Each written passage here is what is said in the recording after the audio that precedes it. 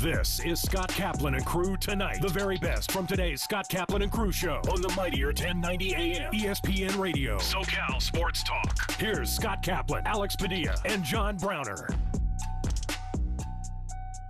Yo, great friends. What's happening? It's Wednesday afternoon, along with Grande and the Brown Man. This is Kaplan and Crew coming to you from the 7 Mile Casino Studios. 7milecasino.com. What's going on, everybody who's listening on traditional, old school, terrestrial radio, whether you're in our home base in San Diego, Orange County, LA, the Central Coast, wherever you can hear us on radio. We're glad you guys are all here. Tonight, we will be on television, 7 o'clock. I know there's a lot of competition right in prime time, but we're on Channel 4 in San Diego and Channel 4 in Santa Barbara and everywhere in between on the Cox YurView network. YouTubers, what's going on, chatlins? Love to see you guys out there just starting to get on board and getting involved in our live chat. And audio podcasters, your whole deal, man. You're on your own time. You'll contact us when you're catching up. We get the whole deal. Grande, Brown Man, you tell me. I mean, last night I was going back and forth between the Padres and the Reds, which was a very tight game, which I wasn't expecting, frankly. And then I really was more focused on the Lakers and the Warriors, and what an entertaining game that was, as the Lakers look like they might be in control, but you're never really in control against Steph Curry because they can bomb from anywhere, and 10 points is not that many when there's 4 minutes to go. So I was back and forth, but more focus on the Lakers and the Warriors than the Padres and the Reds. Like, one's like a serious playoff situation, and one's like, early in the regular season. How about for you guys? I want to start the show by saying something that I wish I didn't have to get off my chest. But this is in my stomach. Oh, okay. And I got to get it out. I heard what you said. We'll get to that later. Okay, so you're just going to completely blow off my question, which is totally cool. You're going in a different direction. I just want to make sure I'm prepared. We're making a left turn, right? Yeah, slightly. You know what? I'll answer your question. Nah, forget it. I really thought the game last night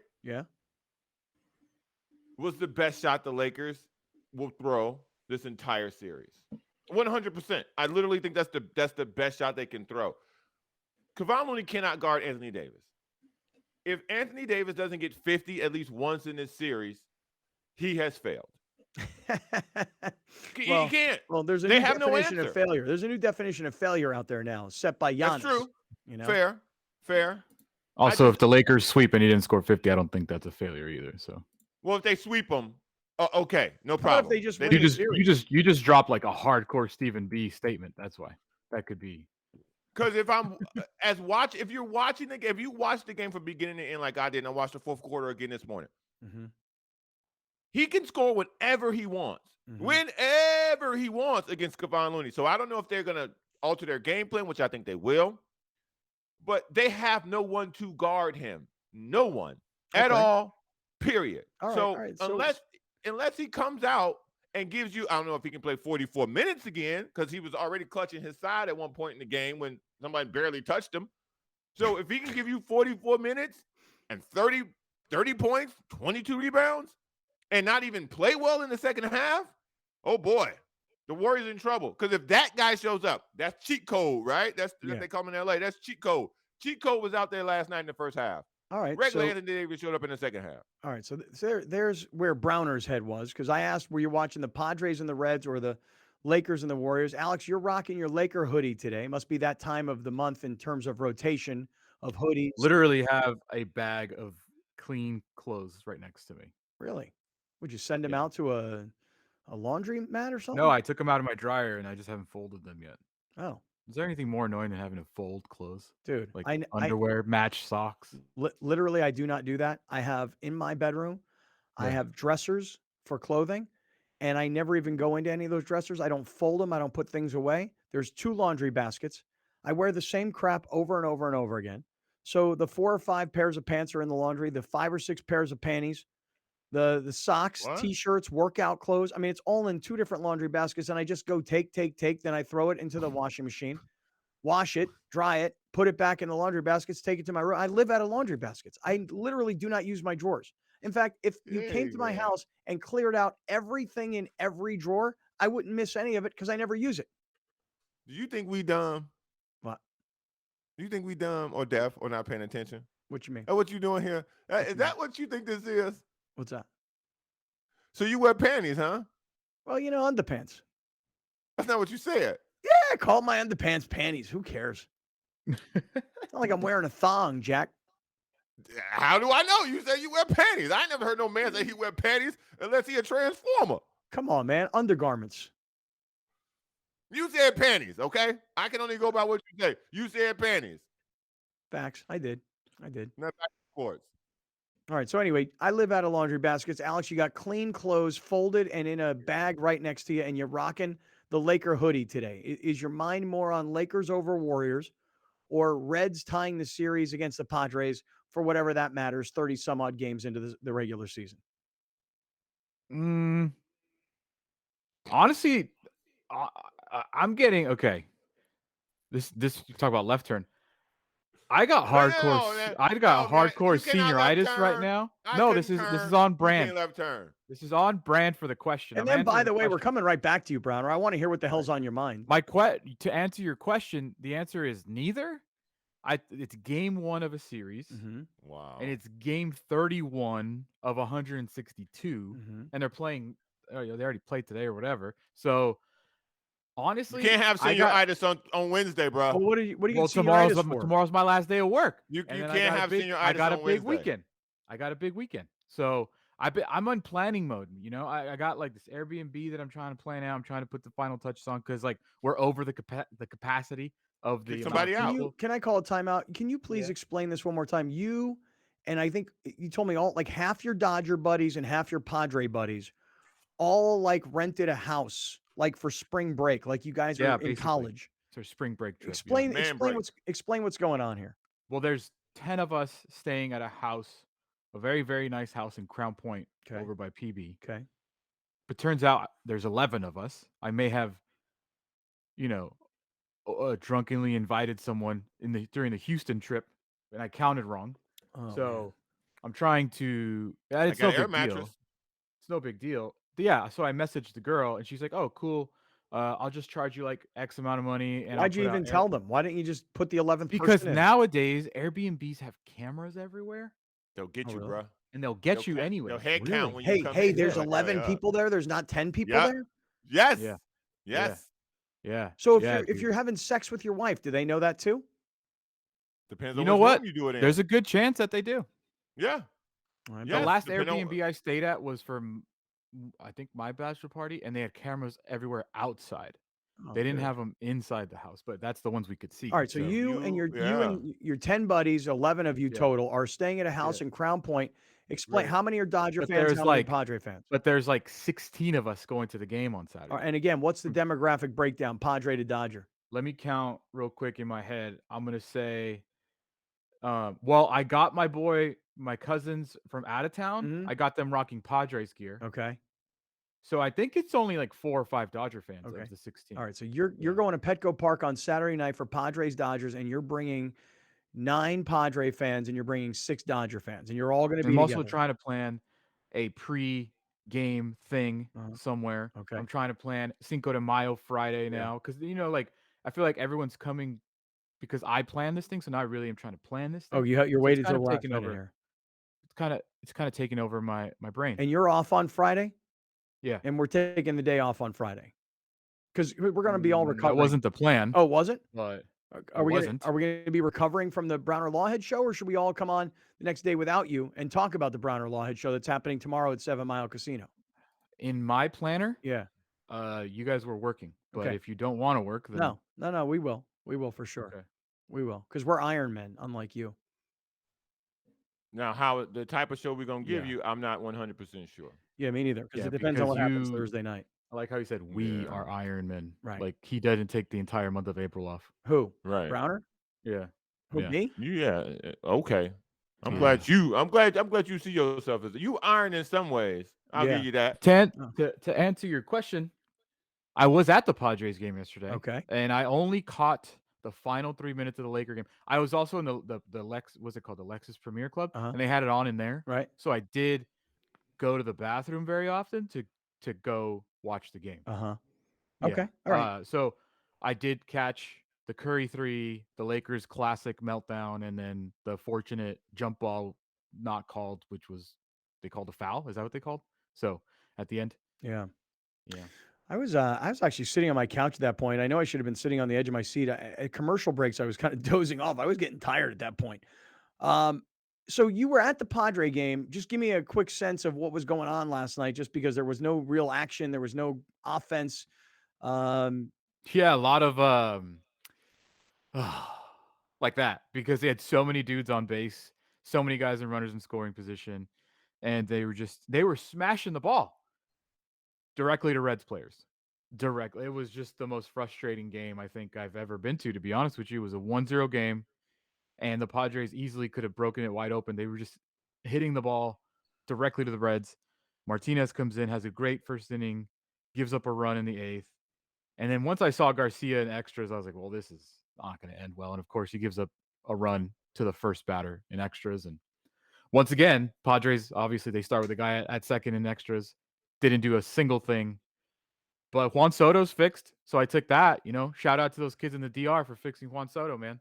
Because those kids got 2 more hits yesterday. Yeah, that young little league baseball team from the Dominican Republic are all Dominican kids here in San Diego praying to Jesus para Juan Soto and getting him out of his slump. They literally were doing prayers to get him out of his slump. In fact, we should play it again just so that we can keep the positive vibes going over the airwaves and keep Juan Soto like he is right now. So, all right, now we start off with a little Padres. We start off with a little Lakers. We'll go deeper into both of those stories in a minute. Plus, I want to hear what Browner has to say. But Brown, I got to just tell you one thing. Tell me. All of a sudden, since we had Rick Slider, the CEO from MedCline on, and since our friend Howard Wright sent us the receipt because he had bought the MedCline sleep system, all of a sudden my DMs on Instagram have been with a couple of different dudes that are like, one guy in particular, hey, bro, just bought the MedCline system. Like you and Browner, I have shoulder problems. Wish me luck. That whole wish me luck line was like, dude, I haven't slept in a long time. I've not described my sleep the way Browner has recently described his sleep. Wish me luck. I want that. Look, man, when you cannot sleep, when sleeping causes you physical pain, as it did me, you find a solution for that. You will tell everyone, everywhere, at any time. Okay? When you love something, you have no problem sharing it. And this is one of those things where this system has literally allowed me to wake up energized. And you thought I had energy before. Now listen to me. Okay? I'm telling you, you cannot go wrong with this thing. I'm not selling this. I'm telling this. Okay? Yeah. This is the best thing I have found that is not chemically induced to get a naturally good, solid night's sleep. That's all I'm saying. That's all that man you is saying. You only got to buy it one time. Buy it one time, you're good. You ain't got to buy one every 30 days. You ain't got to refill no prescription. If you are in physical pain due to upper body, in my case, collarbone, shoulder pain, this will help you. It will help you, in my opinion. Go to medcline.com/greatfriends, medcline.com/greatfriends. You'll save 20%. Local company. A lot of people who listen to the show are people who work for this company. They're selling this product literally worldwide, and it's all from here in home base San Diego. Support a great local company and sleep a whole lot better. And you're going to thank us for this. All right. So, yes, we're going to talk Lakers. Yes, we're going to talk Padres as the afternoon goes on. But, Browner, you were going to start the show by taking us in a completely different direction. So have at it, homeboy. Look, man. Yeah. I hate I had to bring this up, but I got to say this. Okay. Because I've seen this now 2 different times in 2 different places. Mm-hmm. Aaron Rodgers, bro, you ain't got to pretend. That's not you. I see you at the Rangers game looking uncomfortable. Saw you at the Knicks game with Sauce Gardner looking even extra uncomfortable. That ain't your scene, bro. That ain't your scene. Just do whatever it is you were doing when you were on the Green Bay Packers. That's you. I'm in the front row of all the games. I'm hanging out with the bros. You don't even like these dudes. You don't like these dudes. New York's going to eat you alive. It really is. Because if you out here doing this already, pretending like you like it, you're not going to make it, homie. You're not going to make it. There are other spots in New York State where you can go and be weird and eat off of a tree and walk barefoot and, take drugs that'll make you hallucinate. You ain't got to pretend this way, man. This ain't you, dog. If I see you with a big old diamond chain on, like Kirk Cousins had on the airplane, I'm going to fly to New York and slap you myself. Just be you, dog. Just be you. You even showed up at Just Camp throwing passes already. What the hell's gotten into you?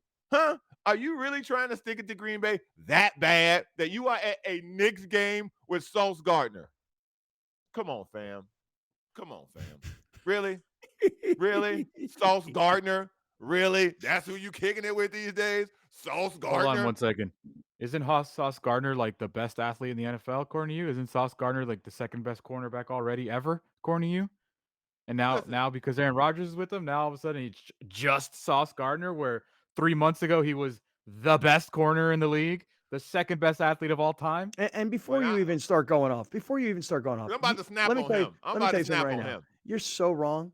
I cannot wait for Aaron Rodgers to prove you so wrong. Aaron Rodgers got out of Green Bay, which is something he wanted to do at the end of his career. He shows up at the Jets. He got a haircut. He's looking clean cut. He wants to work out with his teammates. He wants to be the leader of the organization. He wants to be in New York what he was trying to be in Green Bay that they didn't want him to be. So he wanted out for the last 2 years. They just happened to pay him a ridiculous amount of money. Let me tell you what's going to happen. Aaron Rodgers isn't going to get eaten up by New York. He's ingratiating himself to New York. There is no NHL hockey team in the playoffs in Green Bay.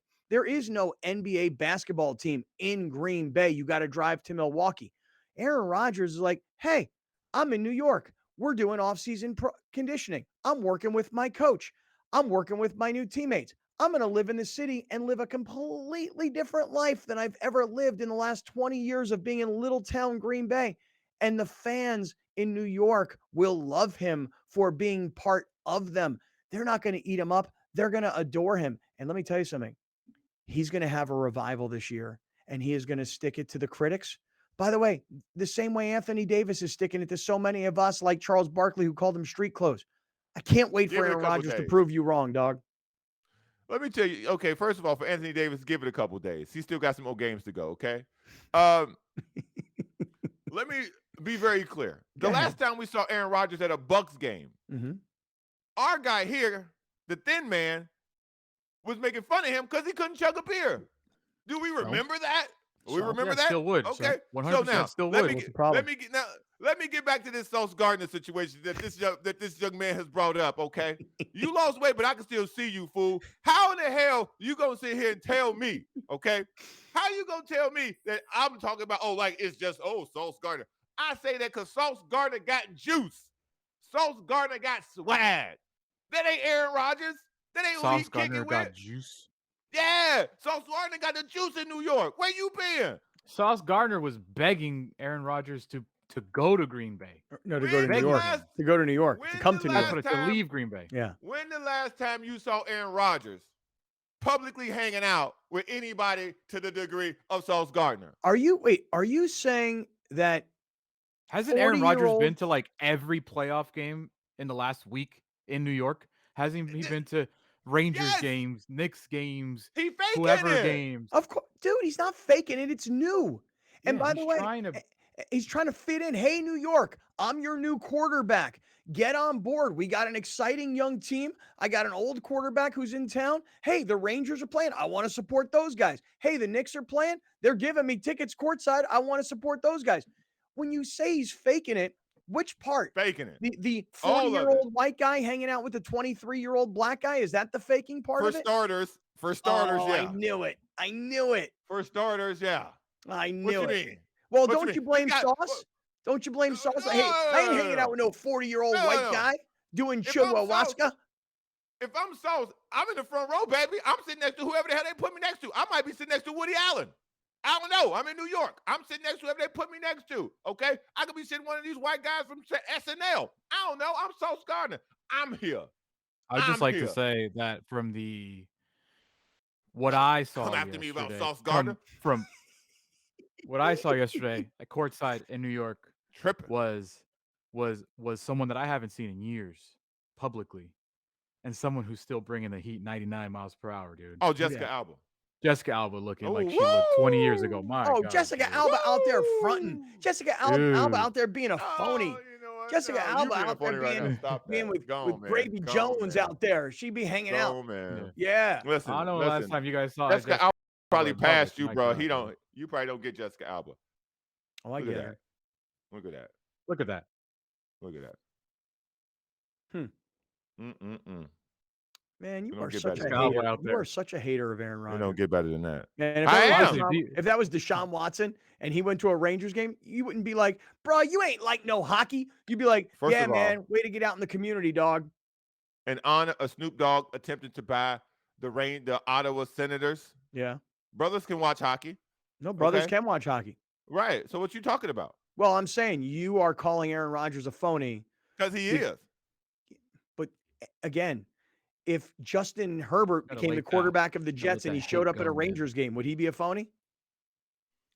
I think what John Brown is trying to say, this is like when Dean Spanos started showing up at Clipper games and Kings games. All right, hold that thought. Stick around. We're in the 7 Mile Casino Studios and just getting rolling on Kaplan and Crew. Hi, welcome to OG's.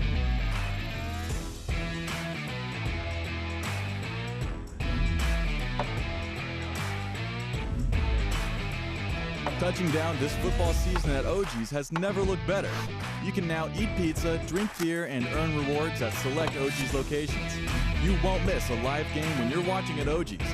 We're going all out, all game, all season long.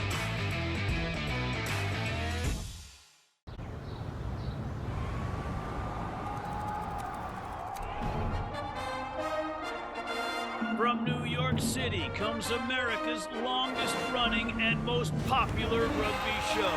The biggest names in Major League Rugby, MLR highlights, and big match previews. Rugby Wrap-Up presents MLR Weekly, made in New York City. Kaplan and Crew Tonight is brought to you by OG Sports Brewhouse Pizza, where you can eat pizza, drink beer, and earn rewards.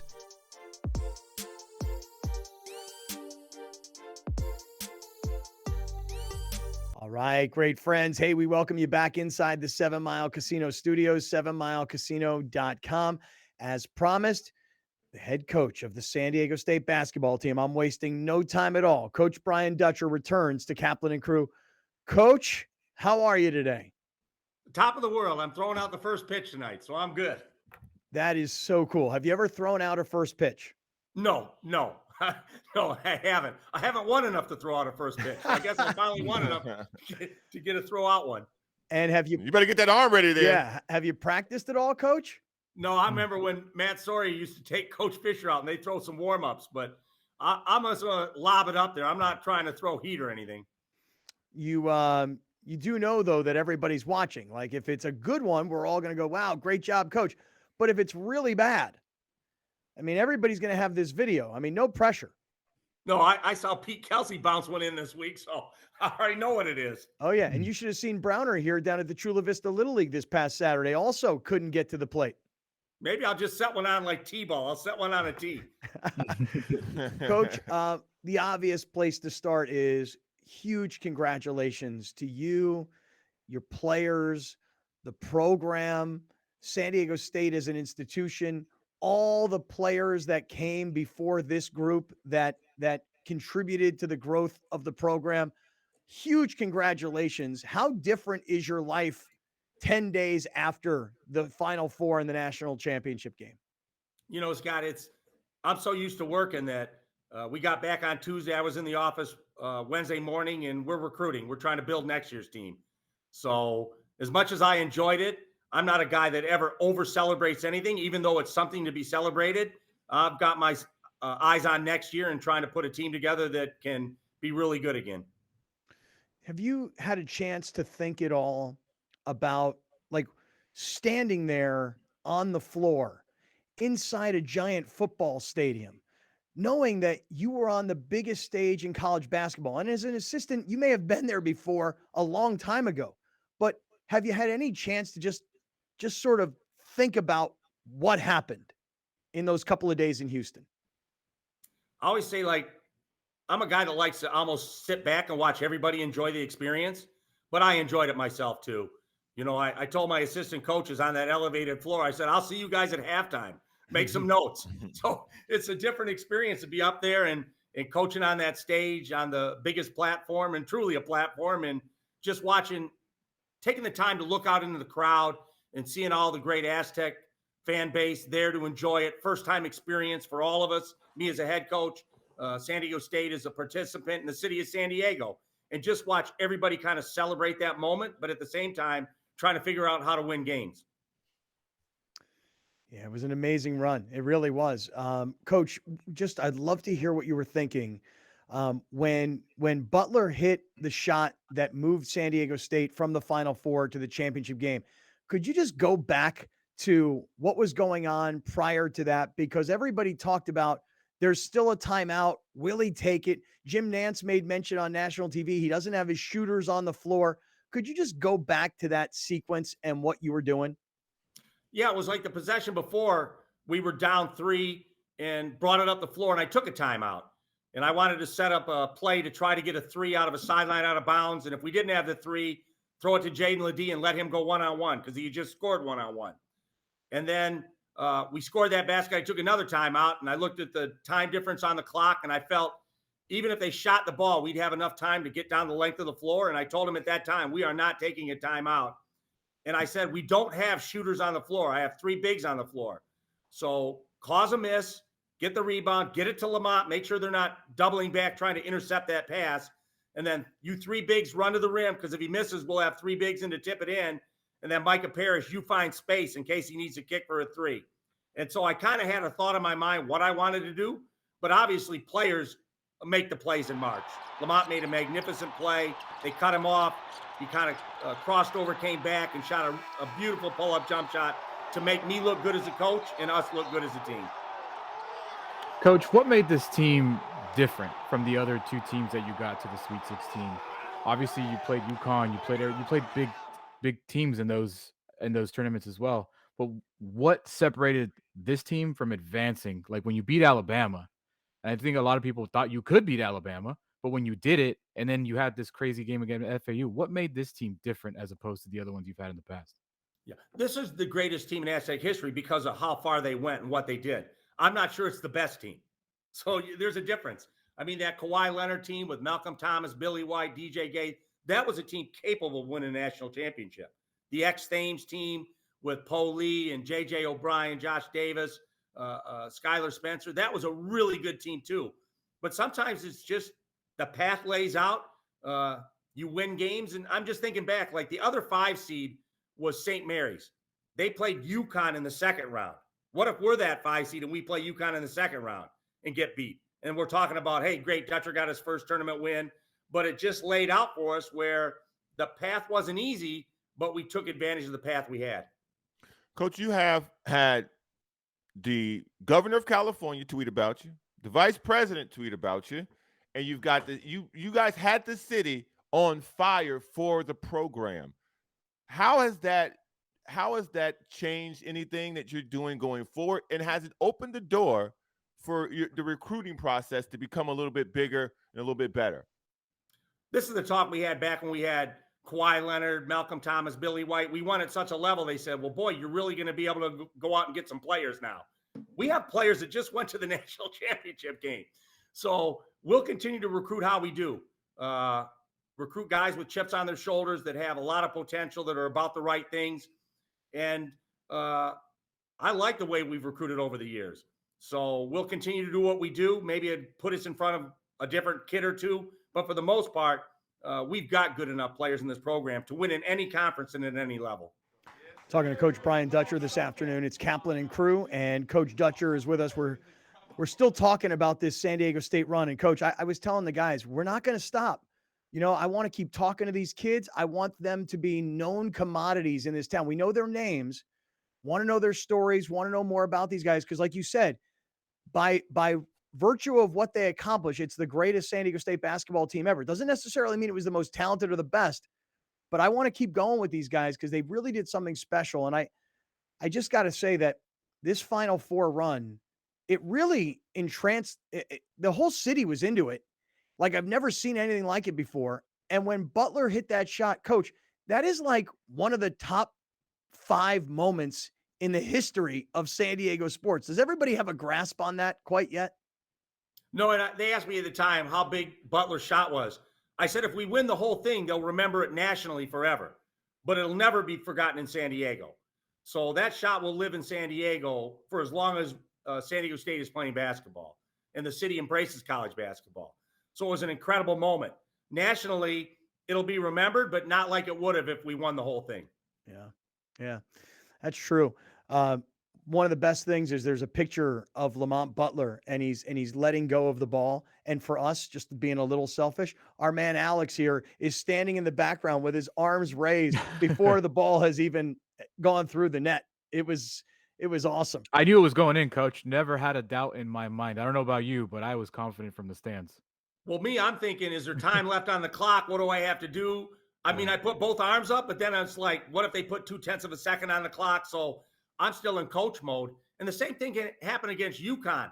To go to the Final Four, we really didn't get to celebrate. It's like they're going to put time on the clock. I'm convinced of it. So we have no timeouts. If it's their ball, here's what we're going to do to keep Kalkbrenner from throwing to the rim and getting a lob to tip in to beat us. If it's our ball, we want to throw deep. So all we have to do is touch it. And then the refs come over and say, no more time. So it's like a anticlimactic celebration to go to the Final Four. Mm-hmm. And same thing with Florida Atlantic. It's like, I'm convinced they're going to put time on the clock. They always do.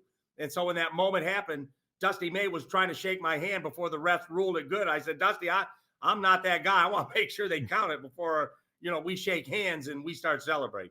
Coach, I thought the most impactful thing throughout the tournament was I saw your team's true identity come to the surface. The amount of defense, the 40 minutes of defense from end to end that your team was able to play throughout each game, you could see it was frustrating these other teams you guys were playing because they were used to guys playing like that maybe a couple minutes a game, maybe a half. But when you guys were pressuring guys like that and defending like that the entire time, I think you guys wore a lot of people down. Were you able to get the guys to see that through film study? And did they pick up on it? Or was this just something that all year you guys were doing? It's just our culture. Like when we do a shooting drill early in the year, like we want to make 120 in 2 minutes or whatever that is. And if we don't make it, a lot of coaches say, okay, on the line, down and back. And I'll say, okay, on the line, we're going to do some defensive slides. We're going to do shuffles. We're going to do this and that. Because I tell them there's games where as open as we are, the ball's not going to go in. How are we going to win those games? When we're wide open, it's a great shot. It doesn't go in. Those are the games we're going to win with our defense. So it's just a mindset. It's a culture that we're going to be defense first. And as open as we are, sometimes the ball does not go in. And we're one of a handful of teams that are going to win games when the ball doesn't go in. See, going into this tournament, Coach, and you know this well, but the country learned about it. Going into the tournament, you were 0-3 in the NCAA tournament as a head coach at San Diego State. Now you're 5-4. One over 500. That's not very good. Well, hey, it's better than being under 500. It's better than being 0-3. That all happened in one tournament. And what I thought was really interesting is how we have gotten the chance to see the development of the program. For a lot of America, people are like, wow, San Diego State. And then what they start to do is they say this, Brian Dutcher, one of the top college basketball coaches in the country. Like they start to talk about you differently. Are you a much better coach at 5-4 in the NCAA tournament than you were when you were an 0-3 record? Well, hopefully I'll get paid like a better coach. But coach I've always been. Richard, our sports information director, I asked Richard because I didn't know. I said, how many NCAA tournament games have I been on the bench? Not head coach, been on the bench. I think it was like 56 NCAA tournament games. So I just say now I'm 63. I know a lot more at 63 than I knew at 53, than I knew at 43, than I knew at 33. Even though at that time I thought I knew everything. Mm-hmm. So if you can survive in this business, those experiences pay off. And so I chose my path wisely. I knew I wanted to retire as a coach. Sometimes you think you're going to be the coach that takes a lesser school and resurrects it. And in 3 years, you're out of work and you can't find a job. So I thank Coach Fisher for keeping me along for that ride for so long. And, I was patient until I got the job I wanted, which was this one. Yeah. I want to ask a very open-ended question to you, Coach. And it maybe has to do with pay, maybe has to do with assistants, maybe has to do with conference. What is the future of this program now? Obviously the rumors of Pac-12, Big 12 realignment. Assistant coaches could get poached when you make a national championship run. We all know which players are coming and which players are leaving. What is the future of this program? We've been in the Mountain West my whole time here, and I always say we're a high major program in a non-Power 5 conference. I'm trying to paint us like Gonzaga. Gonzaga's in the WCC, but they're looked at as a high major program. I think the West Coast always believed that San Diego State plays high major basketball, but now the nation's kind of been made aware of that. So I think it's upped our branding in the nation. West Coast, it's always been good. So if we make a conference move, I'm not stressed over it. I know we're a good enough program to survive wherever we end up. And whether it's in the Mountain West, we'll continue to have a high major program in the Mountain West. If we're in the Pac-12 or Big 12, our intention is just to compete at the highest level in those conferences. So those all happen at a level beyond me. Whatever decisions are made by John David Wicker and President De La Torre, I'm in support of, and wherever we end up, whether it's staying here or moving on, we'll be ready for that challenge.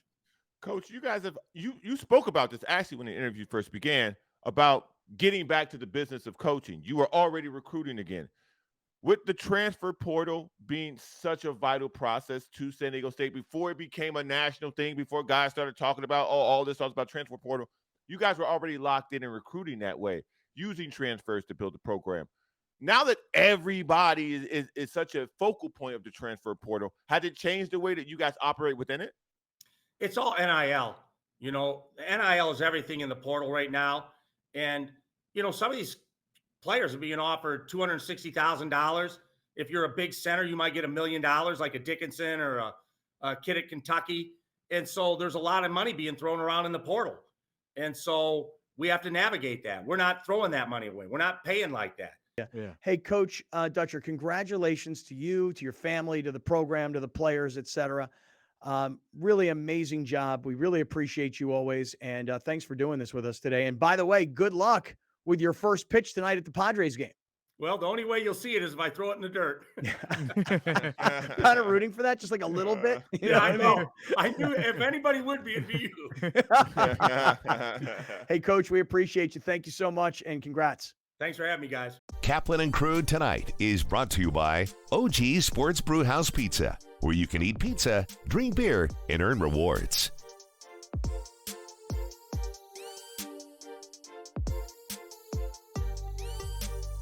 Dominating the SoCal radio airwaves for over 20 years. Join Scott Kaplan, Alex Padilla, and John Browner for Kaplan and Crew every Monday through Friday, 3 to 6 p.m. only on the Mightier 1090 ESPN Radio, SoCal Sports Talk, and the Mightier1090.com. Hi, welcome to OG's.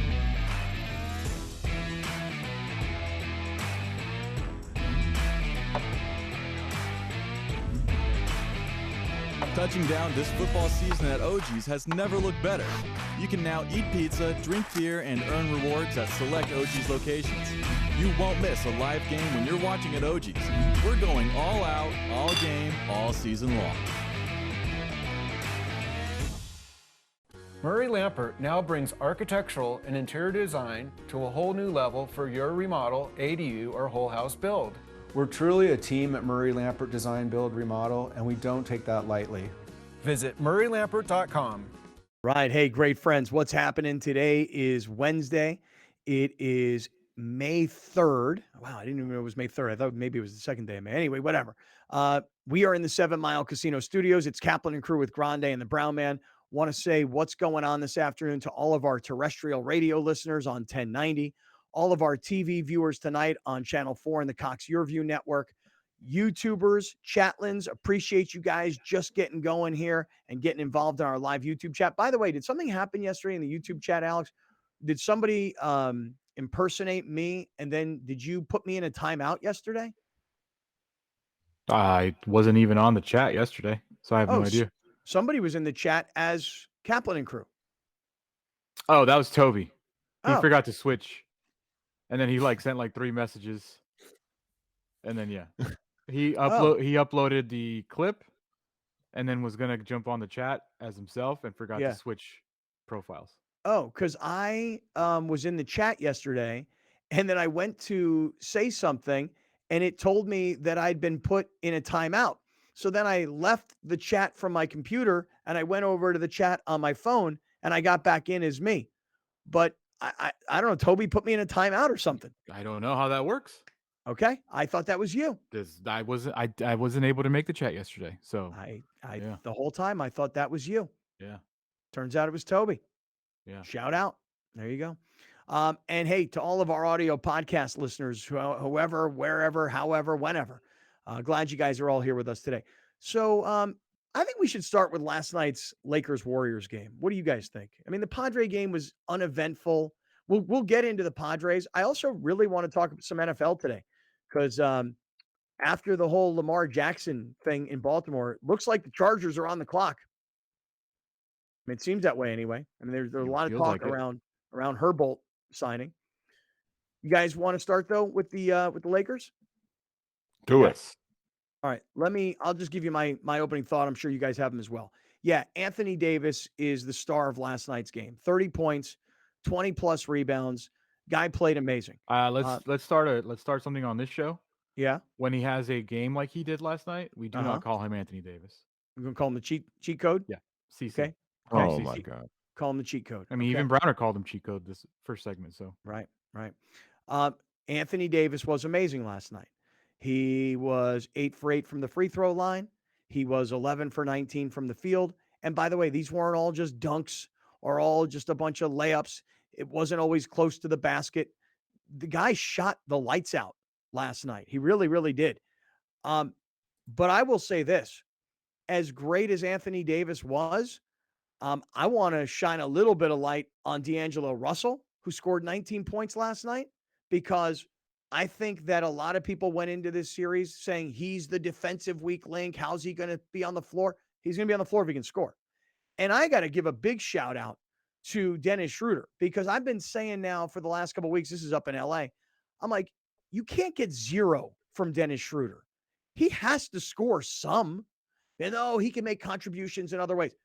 Dennis Schroeder has been a very clutch player for the Lakers at times this year, and he has been a leading scorer in certain games down the stretch this year. Can't get 0 from that guy. 19 points last night. So to me, I thought all in all, it was a great team effort. And I also said this yesterday. If you're going to win one of these games on the road, game 1 is the game to win, because the Lakers played Friday and they had the weekend off. Whereas the Warriors had to go play Friday at home, lose, go play in Sacramento on Sunday, turn around, go home. And before you know it, it's Tuesday and they're playing. If you were going to be the fresher team, it was likely only going to be in game 1. So all in all, highly entertaining sporting event last night. If you're not into basketball, if you're not into Lakers, Warriors, I don't know how you can't be. I mean, you got LeBron versus Steph. You got these two monster brands. You've got a dynasty in the Warriors. You know the history between LeBron and Steph and that team, by the way. To me, it's just great drama. And to have the Lakers up big late, but to have the Warriors bomb away and come back, and the Lakers just barely hang on, all in all, I'm telling you right now, really entertaining television sports product last night. And what a win by the Lakers. That's my first thought. What do you guys say?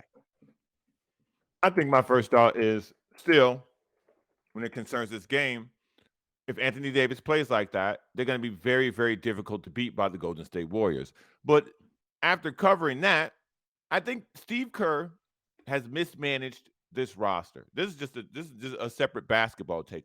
Jonathan Kuminga played 0 minutes last night. JaMychal Green played 8 minutes. I think DiVincenzo played 14 minutes. Both of them, nerd alert, minuses. Full minuses. So it's a net negative when they're on the court. Jonathan Kuminga hasn't played at all. Reference plus minus? To prove my point to you, nerds. Did you just reference plus minus? I don't know if you guys can see my glasses here. Beep bop, boop bop. Ooh, beep bop, boop bop. My point is net negative. He's nerd alert. Net negative. If I would have dropped that term, my God. Oh man, he'd have put the glasses on. He'd have beep bop, boop bopped. He'd have called out nerd alert. You know, give me some X's and O there, you basketball nerd.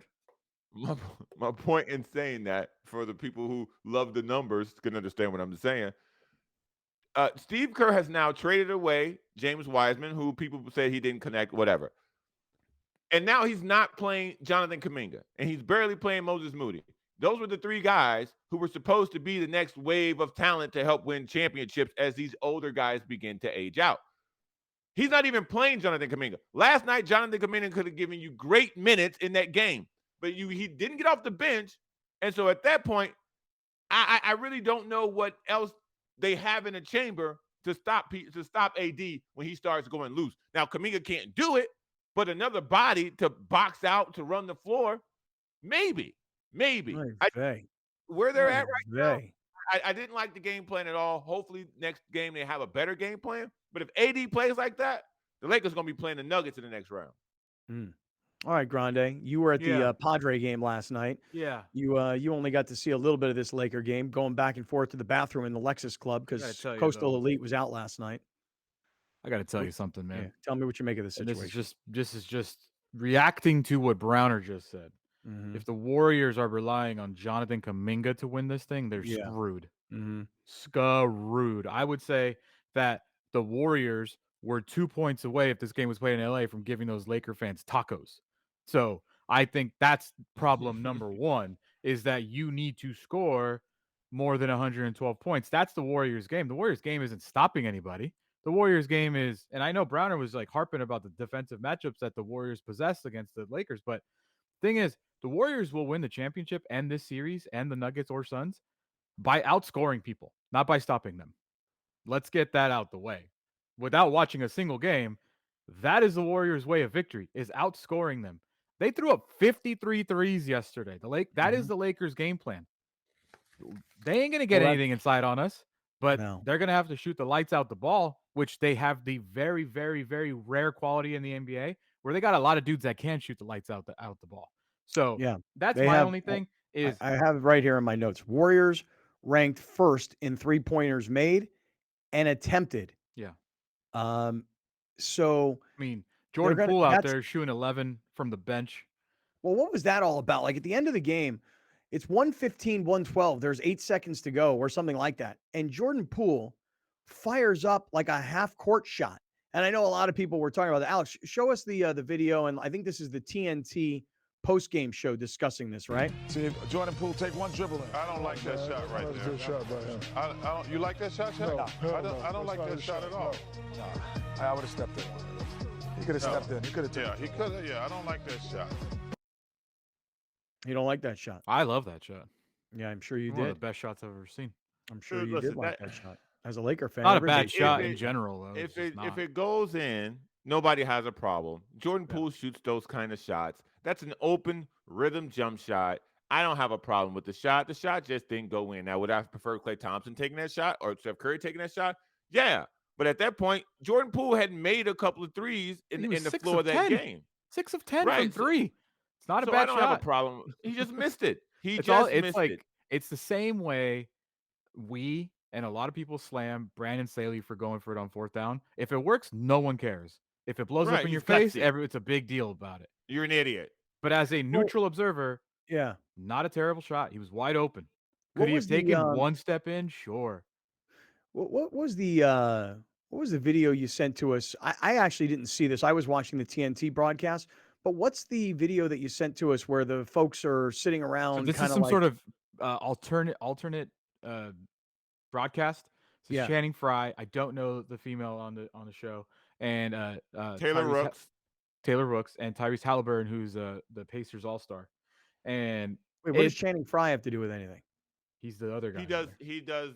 Basically, he is the low budget, super low budget version of Shaquille O'Neal on television. Okay, so because I only saw it. Okay, Alex, so these guys are all debating whether or not this was a good shot by Poole. Is that what they're watching it live? Oh, this is their live reaction. Because you don't like that shot? Not one bit. He don't like that shot. Yeah, well, I mean, Jordan was like, I had the high hand. I was having a good game. I'm not mad at that shot. He's wide open. Dog. From that far away with 10 seconds, and you have an advantage? I'm shooting it if I'm Jordan. So I feel you, Jordan. I would have shot that too. That's why you're here with us.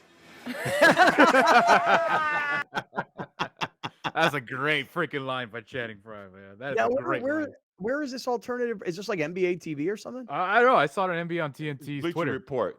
Oh, it is. I thought that was Bleacher Report. It's kind of like a Manning Bleacher cast. Report, NBA TNT, they have a partnership. So Gotcha. So yeah, that's Bleacher Report's broadcast of the game. That's great. That's a great line. I don't know if it's a great viewing experience, but that's a great Yeah. line.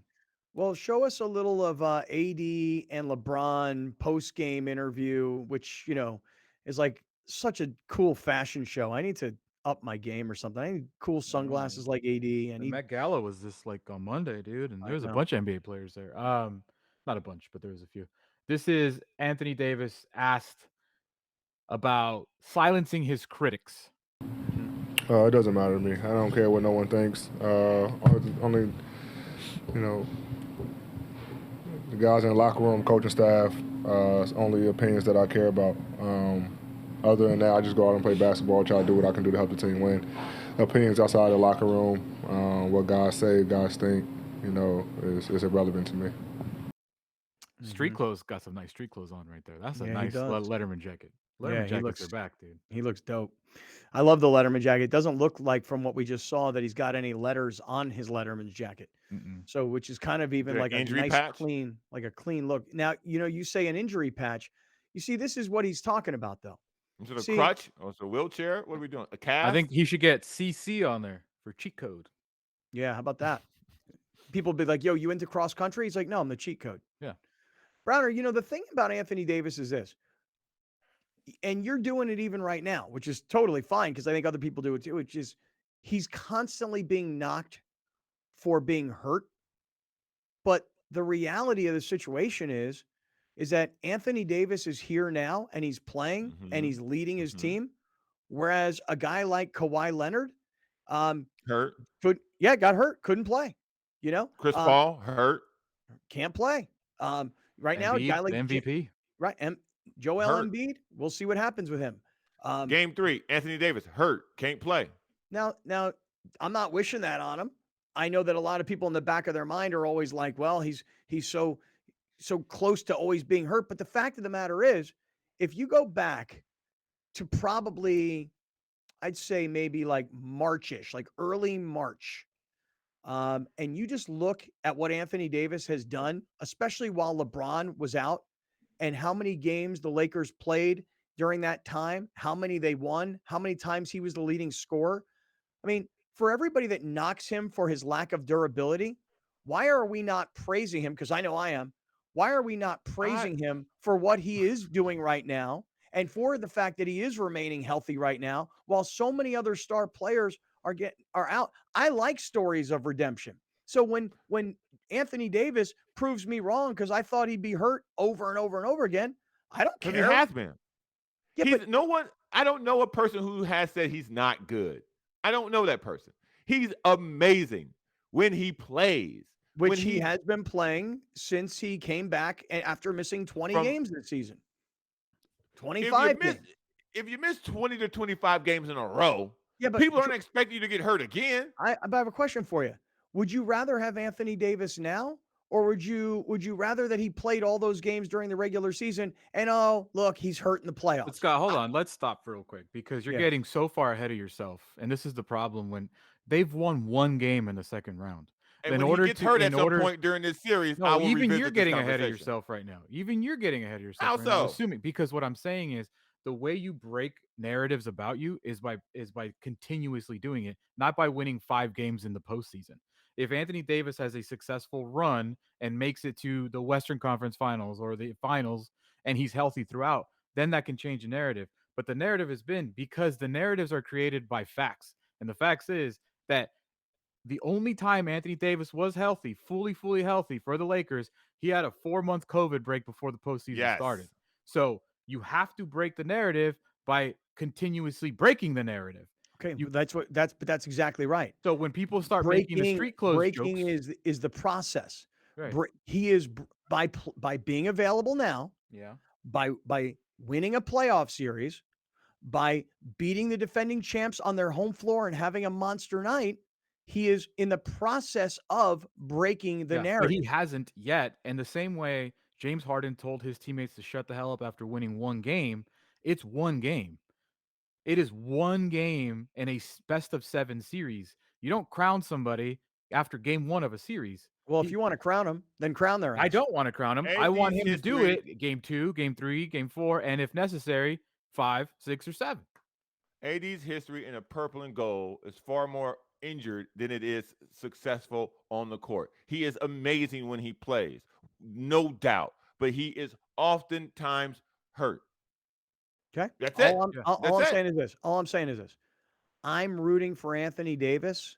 I am too. The same way I'm rooting for Fernando You're not rooting for Tatis. Anthony Davis. Get out of here. You're not rooting for Anthony Davis. Whoa. I'm rooting for Anthony Davis as a Chicago guy. I'm always rooting for Chicago guys. I'm rooting for Anthony Davis. He just get hurt, bro. He's just rooting against Austin Reeves. Oh, 100%. Oh, whatever. 100%. Listen, y'all, look, ain't no shame. Ain't no veils around here. Until the Bulls sign him, and now you have a backcourt of Reeves and Caruso. Where was he last night? He was fine. Huh? He didn't really do anything last night. He didn't really have much of an impact on the game. Do you think the Lakers prefer that D'Lo is the one scoring more than Reeves, or do you think they want Reeves to do it? They want Reeves to do it because he'll be cheaper. Right. But at this moment, you can't. No, they want D'Lo to do it because Reeves will be cheaper. That's what. Yes. Yeah. No. So they want D'Lo to score more. They're not bringing him back. How do you know? If D'Lo, okay, let me paint a picture for you. If D'Lo plays the way he's played throughout the end of the playoffs, like he played in game 1 and like he has been clutch in a lot of moments here, the Laker fans will not let him walk. It's not just the Laker fans. It's the front office made all these moves to make this team so much better. He's really the biggest fish of the entire trade. No. What do you think? The biggest fish was the one we threw back in the lake, Russell Westbrook. Yeah, but getting rid of that dude was weighing our boat down. True. It was like you had to replace like 5 anchors on the boat. We threw him off the boat. But you replaced him with a guy in D'Angelo Russell that, you got to try and figure out what the future is. But if he's playing like this, unplayable at the end of the regular season, and he just happened to have, you guys are just like living in the moment, prisoners of the moment, man. I don't know, man. He had a good closeout. He had a good closeout game 6, obviously. But you're gonna like give this kid a big contract off 2 games? I'm not saying you're definitely gonna do it. I'm just saying that if he has these kinds of games, he's going to increase his value. And I don't think that the Lakers are completely walking away from this guy. Correct.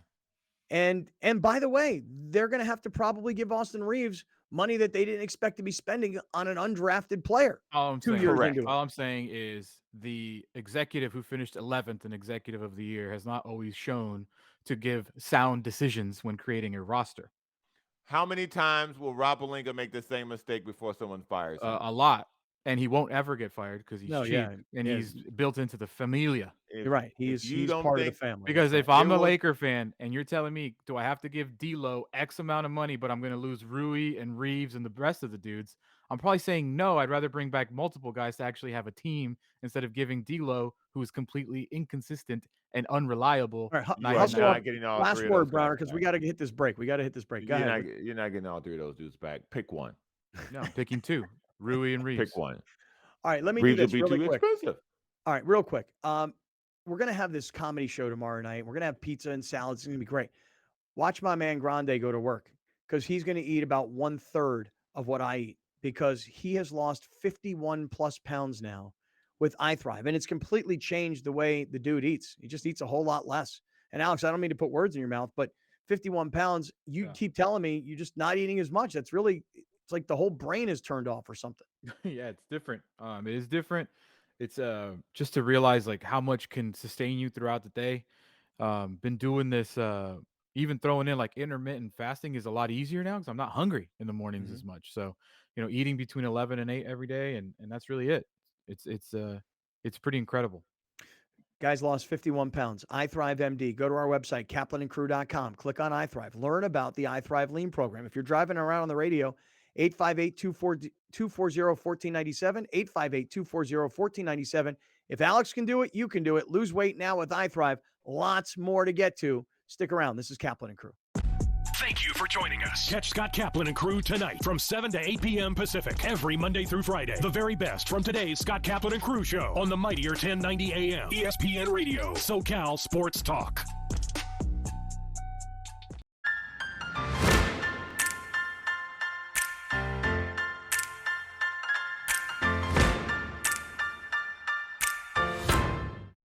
here's the deal. If you're watching this show Sunday, August 7th, it's my birthday.